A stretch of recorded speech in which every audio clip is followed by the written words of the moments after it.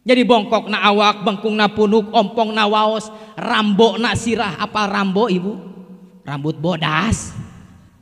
Lain balas mulungan jamu murah kembang na kadieu lain. Balas ngajejeh-jejeh nu jadi anak. Mentak teu aya deui ibu anu pang nyeri-nyerina ieu hate iwal dinya nyeri kudu jadi anak leres. Kudu sajen mahkeun bae ku tatangga mahkeun bae da beda daging, beda pikir, beda darah. Tapi kudu jadi anak mah tembus kana hate nu pang jerona. Hiji waktu anak baeun ngajangilak misalkeun nongong ti imah ngagejelig ini teu bebeja lain ala kadar initna tapi tembusna kana hate anu pang jerona. Sabab awak eta anu baheula ku kuring di ayun aming teh. Awak eta anu baheula ku kuring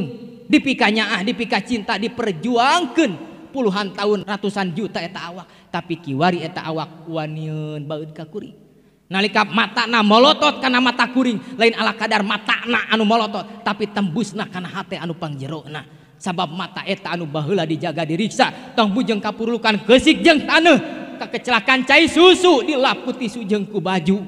eta mata tapi kiwari eta mata wanieun molotot kana mata kuring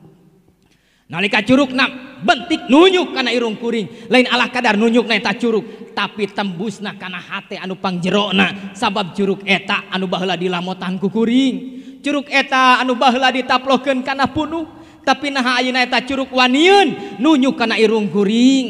nyeri dinya nyeri kudu jadi anak na ibu nu mawi pribados amanat kasadayana utamina ka kaum muda-mudi para pemuda para rumaja-rumajina hayu barudak hayu aa teteh mulyakeun ibu rama urang di mana urang wawangkong jeung anjeunna omat ulah dangah ulah mencerong ulah nyorot kana socana ulah nyorot kana wajahna tungkul sing ajri di mana urang wawangkong jeung anjeunna ulah ngaluarkeun sora anu langkung tarik batan anjeunna sing hormat sing tilawat mulyakeun bungahkeun anjeunna ku akhlak jeung kasolehan urang jeung doa urang ibu rama anu tos teu aya urang anu tos sarepuh kieu doakeun marantena di alam barjahna sing bagja mulyakeun aranjeunna ku doa jeung kasolehan urang di alam dunia kirim ku doa-doa tawasul urang